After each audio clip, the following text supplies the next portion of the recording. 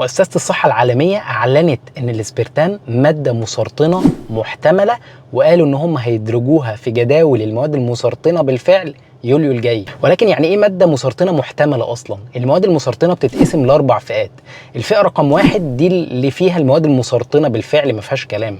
تاني فئة اللي هي 2A دي بيكون فيها مواد معمول عليها دراسات كتير جدا وقالت ان هي مسرطنه، ولكن لسه ما خدوش القرار 100% انها مسرطنه. ثالث فئه اللي هي 2B اللي هي حطوا فيها الاسبرتام، دي بيقولوا ان هي احتمال تكون مواد مسرطنه، ولكن لسه ما عملناش ابحاث ودراسات كافيه على البشر، واغلب الابحاث بتكون على الحيوانات.